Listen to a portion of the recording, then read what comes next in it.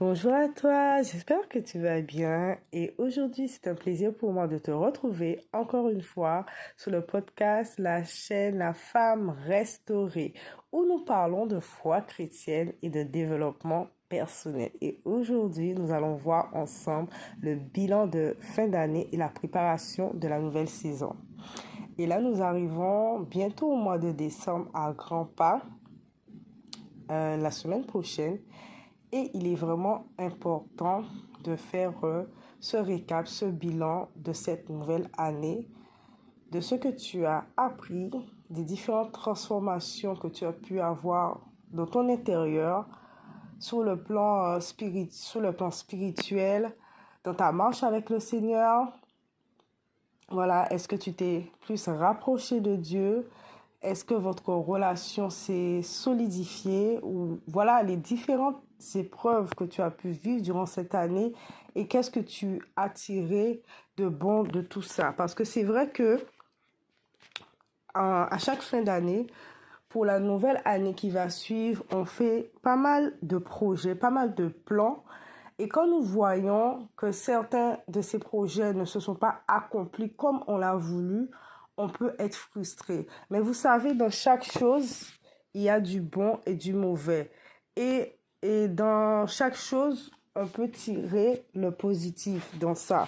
Soit la situation difficile qu'on a pu vivre, ça a forgé notre caractère, ça a changé notre être intérieur, ça a renouvelé nos pensées, ça nous a rendu plus courageuses, mais forcément, on a tiré quelque chose de cette situation. Et il est important de faire ce point afin de pouvoir voir quelles sont les choses qu'on va pouvoir améliorer, réajuster. Comme les transformations de janvier, on était une personne et arrivé en décembre, on est une nouvelle personne. Mais aussi sur tous les plans, tout n'est pas parfait, mais on a eu un changement, que ce soit au niveau de notre intérieur, que ce soit dans notre famille, que ce soit dans notre vie de prière. Il y a forcément quelque chose qui s'est passé et c'est important de célébrer ces petites victoires, que petites ou soient-elles. Et c'est vrai que quand cette année, elle avait commencé, j'étais une personne et là, je vois que par la grâce de Dieu, je suis une autre personne. Et j'ai vu comment le Seigneur m'a fortifiée à travers les épreuves.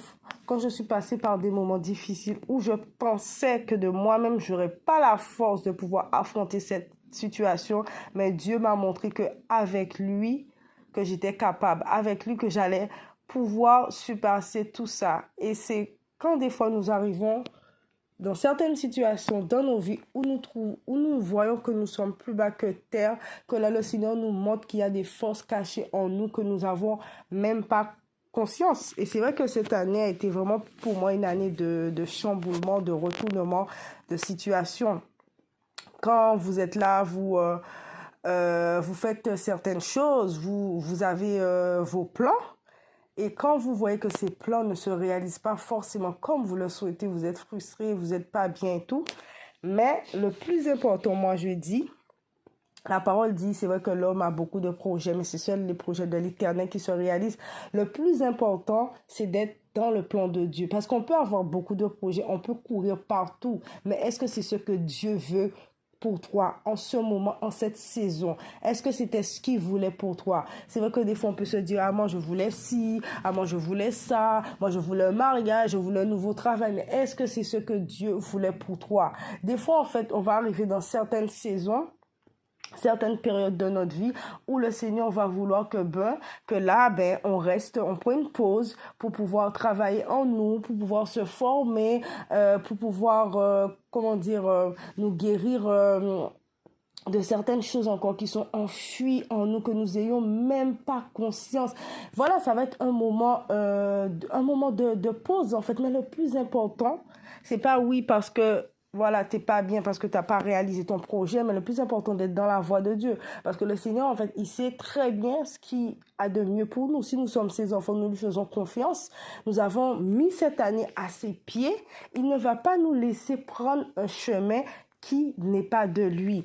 Et quand tu fais ce bilan, tu vas examiner, tu vas voir que oui, peut-être que j'ai pas pu faire telle formation, mais cette année de pause que j'ai pu avoir avec le Seigneur, ça m'a permis de travailler sur mon caractère, de voir que j'avais un mauvais caractère, une mauvaise façon de penser, certaines blessures encore qui persistaient. J'ai pu guérir de certaines blessures, j'ai pu changer ma façon de penser, renouveler mon intelligence, plus me rapprocher de Dieu, plus chercher sa face, savoir qui il est, plus prendre du temps pour méditer la parole, pour connaître la parole, gagner encore plus de confiance en moi, encore plus d'assurance, faire encore ce travail personnel, chercher voilà, à se former, à acquérir de nouvelles compétences.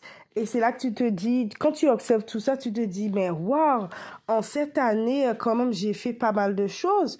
En cette année, le Seigneur, il m'a changé. Je suis devenue une autre personne, une personne plus calme, une personne plus patiente, une personne qui a la maîtrise de soi. Quand il y a des situations, elle ne réagit pas, surréagit pas par les émotions, mais elle a la maîtrise de soi. Quand vient une situation de conflit, elle va plus monter sous ses grands chevaux, elle ne va plus s'énerver, mais elle va être sage, elle aura la maîtrise de soi, elle aura le calme avant de parler, d'ouvrir la bouche, de dire certaines choses qui va dépasser son entendement. Le Seigneur a travaillé le caractère, le Seigneur a travaillé ton caractère, mon caractère et tout, et c'est ça.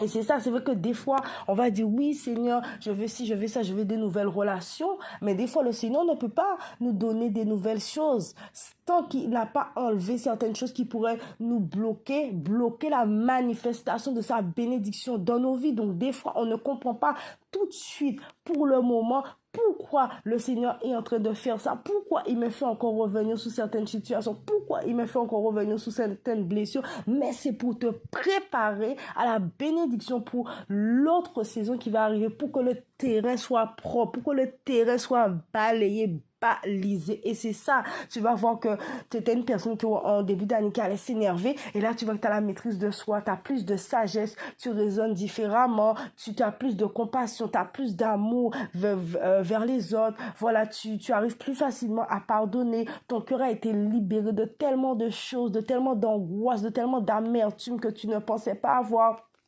Et c'est ça, voilà, de quand on voit tous ces événements, même si que les choses matérielles que nous voulons n'ont pas eu lieu, que ce soit une maison, une voiture, un travail, mais le Seigneur a fait une restauration en nous qui n'a pas de prix. Et quand tu fais un peu ce check-up, ça te fait du bien, ça te permet de célébrer certaines victoires avec le Seigneur et aussi également examiner où tu as eu des failles, où tu as eu des défaillances, où tu n'as pas été attentive à la voix du Seigneur, tu n'as pas été obéissante, tu n'as pas fait certaines choses en temps et en heure, ce qui fait que ça a créé des situations de délai, des situations de détour.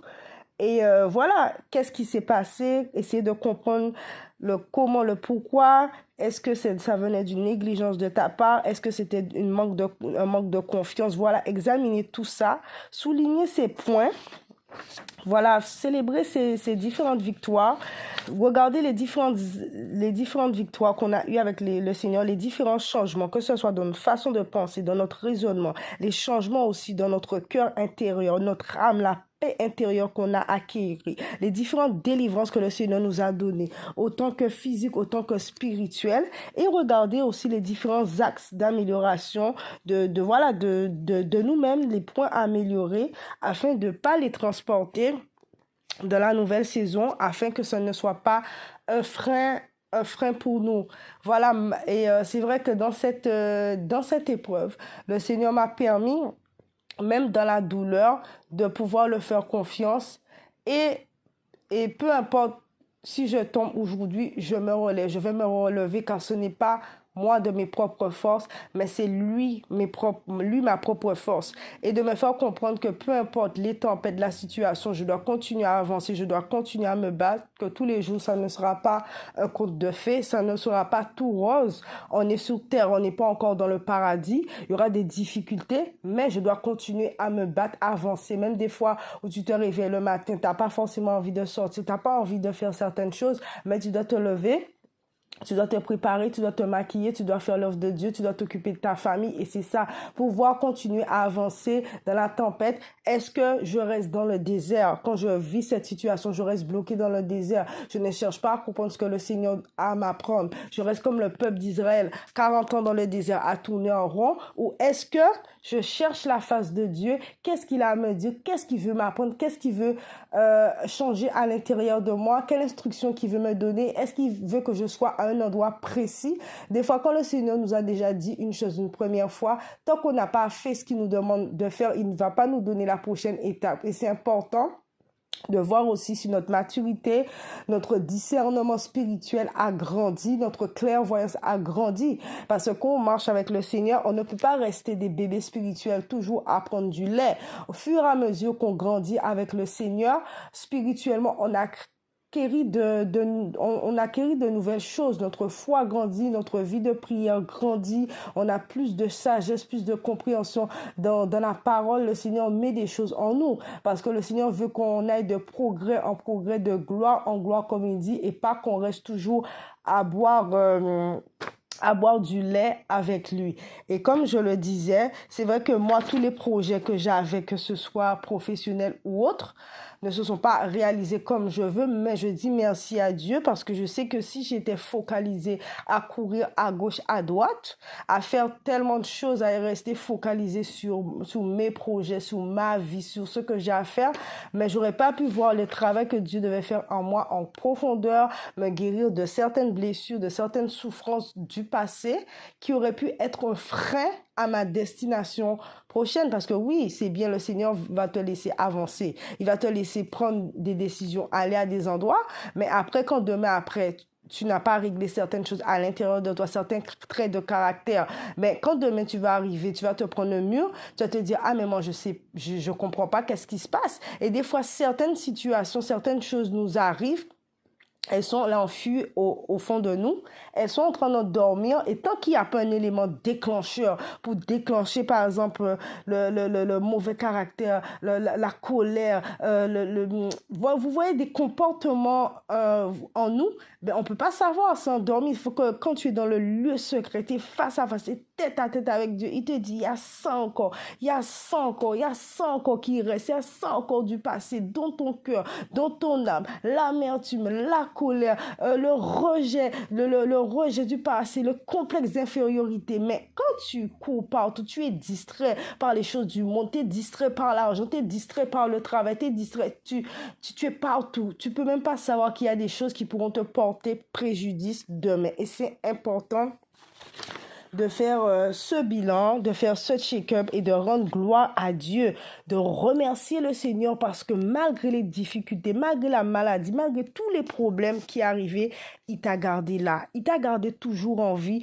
Et dis-toi que si tu es toujours vivant, si tu es en vie, c'est qu'avec le Seigneur, il y a de l'espoir. Il a un meilleur plan pour toi. Même si aujourd'hui, ça n'a pas fonctionné, t'as pas eu le travail que tu veux, t'as pas eu la promotion que tu veux, t'as pas eu le mariage que tu veux, mais tant que tu es vivante, le Seigneur a des choses meilleures pour toi, mais le plus important, c'est de faire sa volonté et d'être là où est-ce qu'il veut que tu sois. Parce qu'on peut courir partout, mais si on n'est pas dans le plan de Dieu, on ne sera jamais forcément vraiment épanoui, vraiment heureux, parce qu'on va courir, on va pas courir la bonne course, on va pas courir le bon combat.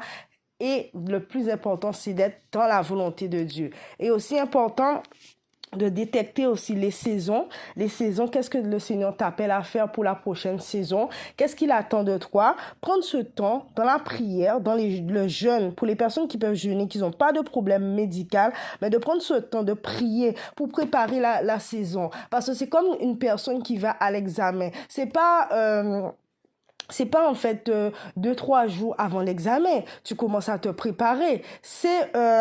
Tu commences à te préparer pendant plusieurs mois à l'avance pour être sûr que quand tu vas arriver le jour du J, tu as toutes les cartes entre tes mains pour réussir. Mais c'est la même chose avec Dieu. On doit s'y prendre à l'avance. On doit poser les bonnes questions au Seigneur. Bon Seigneur, cette saison va commencer. Éclaire-moi, donne-moi le discernement. Je ne veux pas prendre un chemin qui n'est pas de toi. Je ne veux pas être au mauvais endroit avec les mauvaises personnes qui peuvent me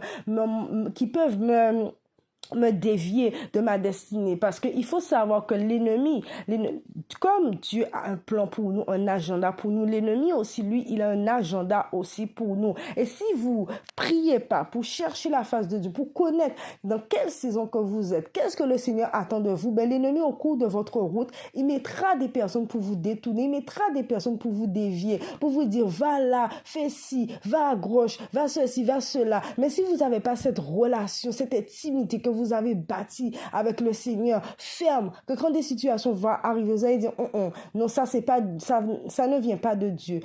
Ou bien vous allez dire, attends, avant que je prenne telle décision, je vais m'asseoir, me poser dans le lieu secret, chercher la face de Dieu, demander au Saint-Esprit, est-ce que ça vient de lui? Est-ce que je peux mettre mes pieds là? Est-ce que je peux faire cette chose? Parce que les personnes, elles peuvent vous dévier, elles peuvent vous balader, elles vont dire, ah, mais fais ci, ah, fais ça, va à tel endroit. Je pense que ça, c'est mieux pour toi. Je pense que ça, c'est bon pour toi. Mais quand tu es naïf, tu n'as pas de relation avec Dieu, tu vas être ballotté partout. T'es ballotté. Comme il y a un passage dans la Bible qui dit, quand le vent vient, tu es ballotté un peu partout.